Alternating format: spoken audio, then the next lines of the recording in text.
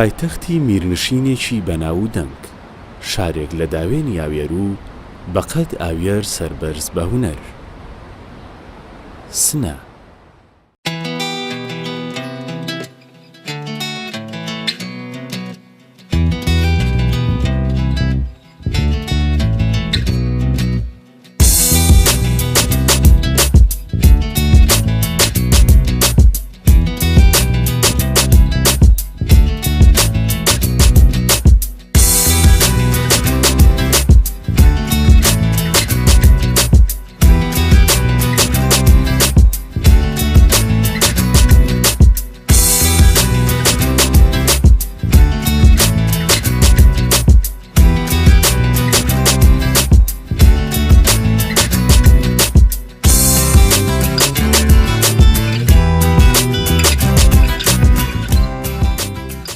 سنە یەکێک لە شارە گەورەکانی ڕۆژهەڵاتی کوردستان و ناوەندی پارێزگای کوردستانی ئێرانە و لە دوای ورمێ و کرماشان گەورەترین پارێزگای ڕۆژهەڵاتی کوردستانە کە لە باکوورەوە لەگەڵ دیواندەرە، لە باشوورەوە کامیاران، لە ڕۆژهەڵاتەوە بیجار و دێولان و لە ڕۆژاواشەوە لەگەڵ مەریوان دراوسێ و هاوسنوورە.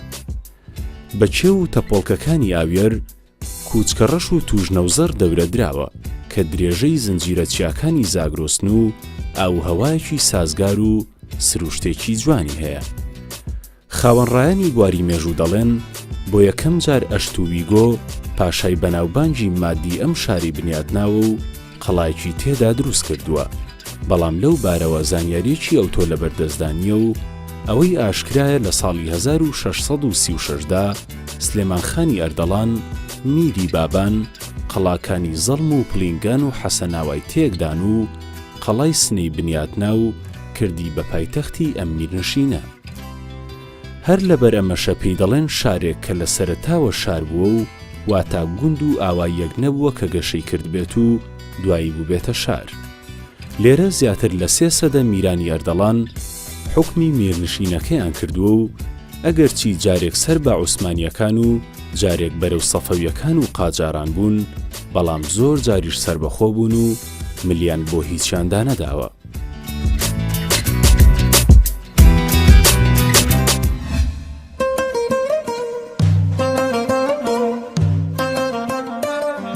شار سنە لە دەورەی سلێمانخانە ئەردەڵانە لە ساڵە 1946 بنیان دریاگە بۆ شار دروست کردیاگە هەر پرۆسەی دێ بە شاری تێی نەکردگەنە فرە مهمە و هەر لەو ساوە تا 12 جیرێ میرایەتی ئەردەڵان شار سنە پایتەختی میرانی ئەردەڵان بووگە. ئەردەڵانەکان حکوومەتێکی میانجیان بووگە لەبێن دوو ئیمپراتۆری گەورە، ئیمپراتۆری ئێران و ئیمپراتۆری عوسمانیە، وەک میرایەتی بابانەکان. اونتا تک بابانە فرە تەفاوەتی ئەسەن پێشینەی تاریخی فرز ئەردەڵانەکان و بە درێژایی شاید 700 ساڵ ئەوە حکوومەتیان کردو لە کوردستان. شار سنە لە 46 ئیسا پایتەخت میرایەتی ئەردەڵان بوو تا 1285. میرەکان ئەردەڵان، میرە بەرجستەکان ئەردەڵان ئێمە توانین ناو بێن یەکی وەک مەسەڵەن هەڵۆخان، یەکی وەک خان ئەحمەدخان ئەردەڵان کە ئەمانە محل حکوومەتیان لە حەسەناوان بوو کە دوای سلێمانخانە گۆزیێتە بۆ ئێرە. لێرە شخصیەتگەلی گەورەیەکی هەستیا لە میران ئەردەڵان کەسێک وەکو سبحانی وەردیخانە یەوەسە قەورەکەی هاتە سەر کێف شەیداوە لە ناوچەی قوڕوا. ئەرزەکەم لە خەمەتانە خەسرۆخان گەورەی ئەردەڵان بە شوێن خەسرۆخان گەورە ئێمە ئەتوانین لە بەرجەستەترین حوکامە ئەردەڵان ئەمانوڵڵا خان گەورە ناوبن. ئەمانوڵڵا خان گەورە میعمارە ئەسڵی شار سنەس بەڕاستی. تواو ئاسار تاریخیکی ئایسە ماگا وەک عمارەت خسراوە مزگەوت جامع بازار بۆ فرە لە جێگەلتر گشتی لە ئاسارگەل دەورەی ئەمانوڵڵا خان گەورەس. دوای ئەمانوڵڵا خان گەورە کوڕەکەی بەناوە خەسرۆخان کە مەشهوورە بە خەسرۆخان ناکام لە 1240 ئەوێتە حاکمە ئەردەڵان کە خەسرۆخانی دەزانین شووی مەستورەخان مەستورەخان و شاعر و مورخ گەورەی کوردستان.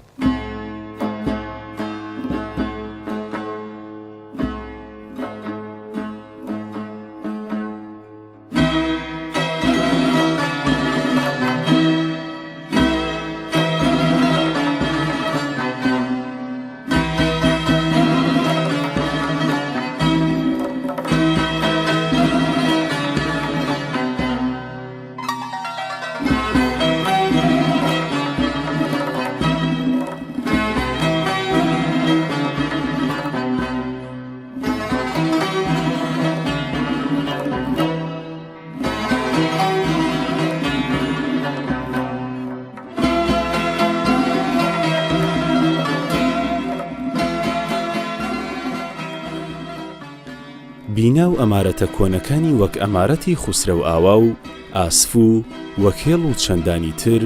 نیشانەی دەسەڵات و زەنجینی ئەردەڵانەکان و بنەماڵە ڕەسەنەکانی شاری سنەن. ئەم بینایانە جێپەنجەی هونەرمەندانی سنەیان پێوە دیارە کە لە ڕابردوودا بنیاتیان ناوە و هەندێکیان ئێستاش بە باڵای بەرزی خۆیان بە شنەی شەماڵی ئاویەر باوەشێن دەکەن. ئەماراتی خەسرە و ئاوا بە ئەندازیاریەکی تایبەتەوە شکۆی سەردەمی خۆی وە دەردەخات. ئەمانوڵڵا خان لە ساڵی 1809 زاینی بڕیاری دروستکردنی ئەم ئەمارەتە دەدا و لەسەر پانتاییەکی 6,000 مەتری بنیاد دەنرێت. ئەم ئەمارەتە پێگاتووە لە دوو بەشی شانشین و بەشی کاروباری بەڕێوەبەرایەتی حکوومەت و تاکو دوایین ڕۆژی حکوومەتی ئەردەڵانەکان ناوەندی بڕیاردانی حکومی بووە.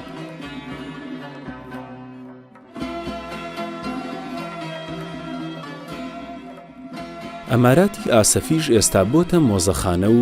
ڕۆژانە میوانداری خەڵکانێک دەکات کە بۆ گەڕانەوە بەرەو ڕابردوو ڕووی تێدەکەن و بەبینینی شێوازی تەلارسازی ئەو ئاسەوارانەی تێدا نمایش دەکرێن کە لە شارستانیەت و ژیاری چەندین ساڵەی سنە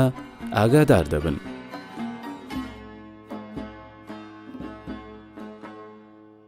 هونەرمەندانی دەستڕەنجینی شار بە وێنە و نیگار و پەیکەر چۆنێتی ژیان و دابوونەریت و چلوبەرگی سەردەمی زووی کوردەواری و بە تایبەت ناوچەی سنەیان نەخشاندووە و لێرەوە واتە لە ئەمارەتی ئاسەف یان ماڵی کورد بە دیدەی میوانانی ئاشنا دەکەن.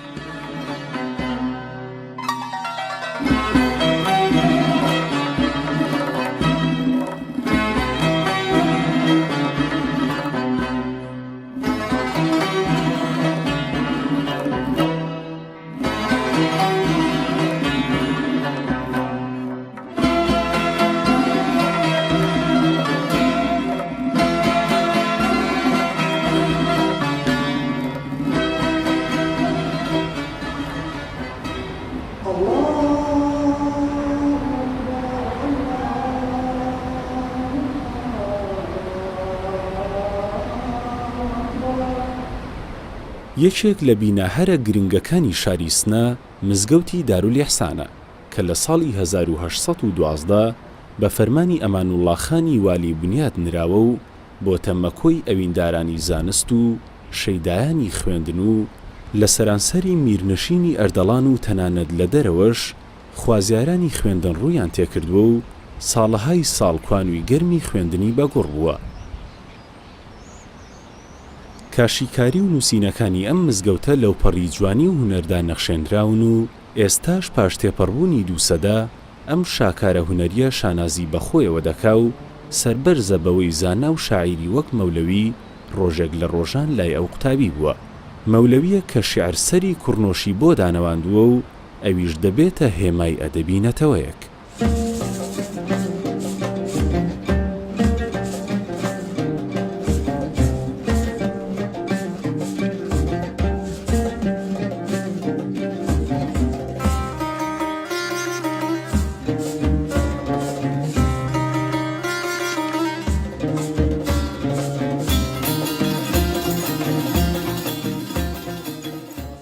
سەر ڕایگەشەی شار لە چەندەی ڕابردوودا و نوێبوونەوەی گەڕەکەکان تا ئێستاش لە سنە ناوی گەڕەکە کۆنەکانی وەک قەتارچیان و سەرتەپۆڵە و ئاغەزەمان و چوارباخ ئاشنای گوێی خەڵکی شارن و ئەم ناوە کوردیانە لەگەڵ داهاتنی ناوی نوێ و کاریگەری زمان و دەسەڵاتی ناکوردی کەم ڕەنگ نەبوونەتەوە و وێردی سەر زمانی خەڵکن.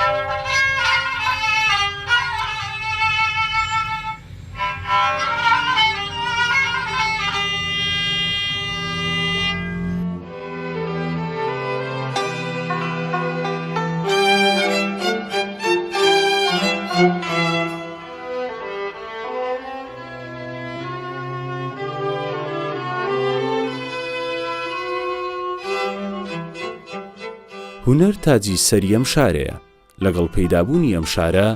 لانکە و بێشکەی هونەری تێدا ژەندراوە و زوو بە زوو هونەرمەندی بلیمەتی لە زۆر بواراندا پێگەیاندون. مۆسیقا و نیگار و کاری دەستی و زۆر لقی دیکەی هونەری دەڵێی کراسێکن بە بەژنی ئەم شارەدا بڕاون.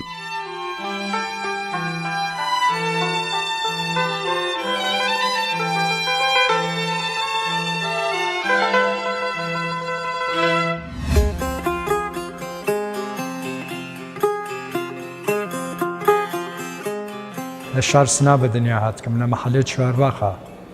وقت من يجم چوارباخ ايوه تصور كان اما تنيا محليك نيا اما تنيا شارك نيا اما فضايك محدوديك ذهنيك كفريق لهنرمند قل قوري ايران ايسا لناو ام محلا قوري بوغنو بدنيا هاتكم اغا حكمتنا وبري خاننده ناس هاي گذشته كمالكيان محل هاتوچوی حسن زیرک و رفاقتك آقای حسن زیرک بوکا محل خانواده اندلی کان که گشتیانی سه سرآمد موسیقی ایران کاک جلیل بگیر که کاک جمشید کاک فرزاد هروا و خانواده یک بون که اهل طریقت و عرفان بون خانواده کامگارکان رضا اولاتر دوای و باز خانواده آقای بابا شهابی که لهنرمندگل گورانی بیجو دنگ خوش کردی و نوادگان سید الاصغر کردستانی بون و هر واقع خانواده نیکدل محل چوارباخ پری بولا صمیمیت و صداقت و رفاقت و شرافت انسانی و عملنا او محیطا للای دستکی خلیفه فتاحو که شوگل سه شما و جمعه ساید دف و ذکر دراویش لناو محلا پخشوو کشت منده انشتین و گوچکه مانده با ذکر دراویش اما لناو محیطا کم کم گوره بوین لناو کوچگله که من کرد محله ورزشکارکان وک لطفلان نصبگل و رفاقت دیرینو فرفره ماندگار ایسه سالها لو ماجرا گذریه که من وقتی فکر کمو من چون بو منقاش هیچ دلیلی نزانم شاید به دلیل نامعلوم بو ولو نزانم لمنالی و هر زمینه گلک هنریم بو اتفاق گلک لذهن منها کفت کرایش گلک مو به هنر تا بالاخره زمینه و رقصیه و فراهم بو که من توانیم برمدانی سرا هنر دستنا ارزو من واسه که خانواده گل لکرسانا کمکن منالکانیان به سمت هنر بچن به سمت تفکر هنری بچن به سمت آموزش هنر بچن و زمینه دیره فرا مساعده نسبت به دوره گلتر و هم امکانه هست بو اما تا عالی ترین مدارج علمی تحصیل بکن و ام رواله ادامه پیاب که تا جامعه رشد که تا جامعه به تعالی بگید و فکر که ما من جمله مارتین هایدگر که ایجد زوان بین ملت که الفرهنگه لدنیا امروز تئوری فرا مناسبک بید امیش بچین لمرزگاه جغرافیایی خوام بچین درو قصه که من با کل بشریت بید و بتوانین ارزشکل انسانی خوام با کل دنیا هدیه بکن.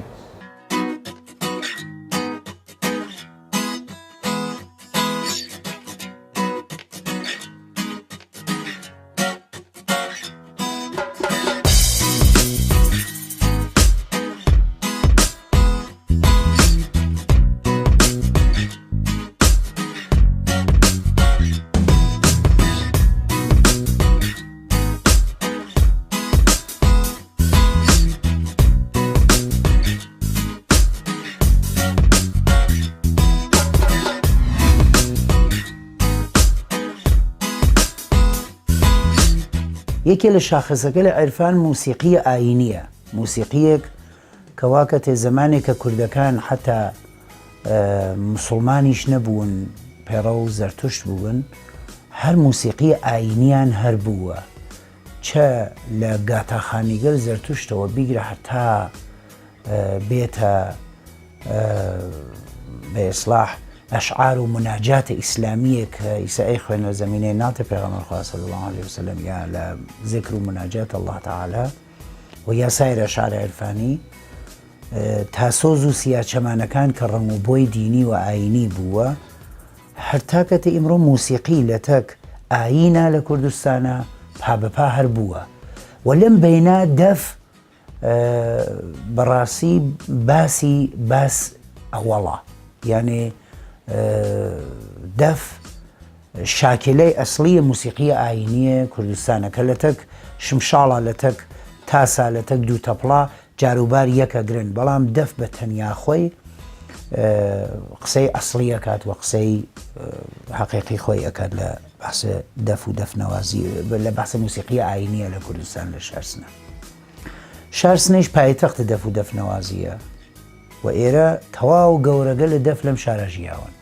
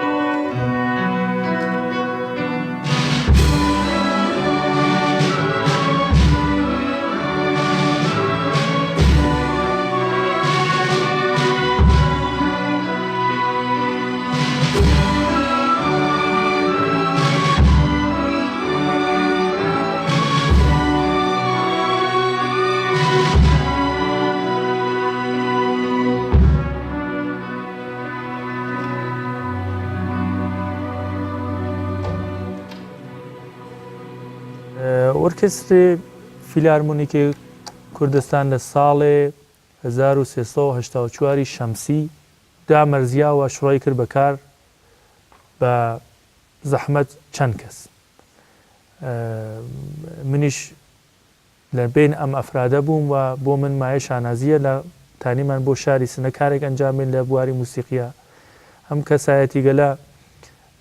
بریتین لە کاک مرتزای کەرەمی، کاک خالد مبارەکی، کاک ئەمین ڕەحیمی،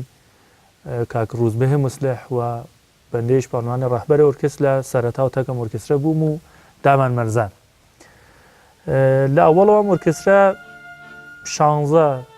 شایدیش 17 کەس بوون. دوایی وردە وردە فرەترە بوونەوە و جێەوەی هەست کە بێژم ئەم ئۆرکێسترە هیچ پاڵە و پشتێکی بە شوێنە و جێ شوێنە خاسە و نەوگە، یعنی هەر لە وەڵەو بە سوورەتی NGO یا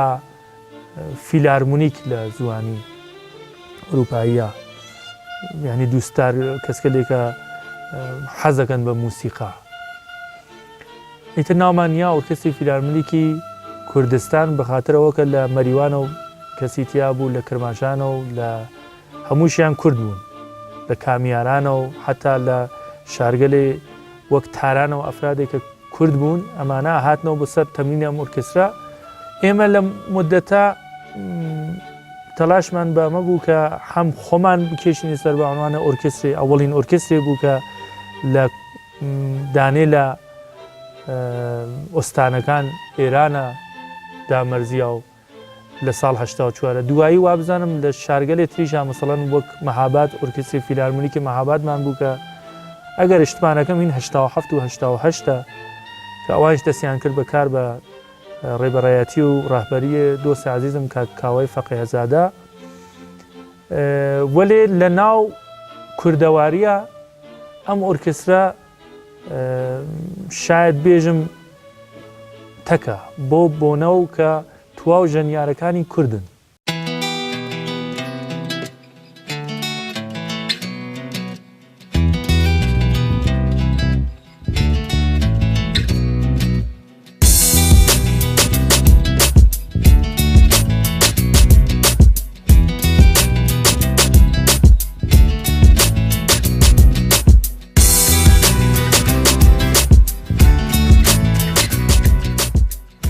شانۆی سنە لە قافڵەی هونەری بەجێ نەماوە، لە ڕابردوودا بە شێوازی نەریتی و ئێستاش سەردەمیانە و مۆدێرن. شانۆ لە سنە هونەرێکی نامۆ نییە، زۆر گەنج و لاو بەدەوریدا کۆبوونەتەوە کە سەرکەوتنی باشیان بەدەستێناوە و لە ئاستێکی باڵادا دەرکەوتون. قوتبەدینی سادقی و بەهرۆزی غەریبپور سەرقافڵە و پێشەنجی ئەم هونەرەن و نەک تەنها لە سنە و کوردستان بەڵکو لە دنیادا ناوبانگیان هەیە. شانۆکارانی لاوی سنەش خۆیان بە قوتابی و پەیڕەوی ئەوان دەزانن.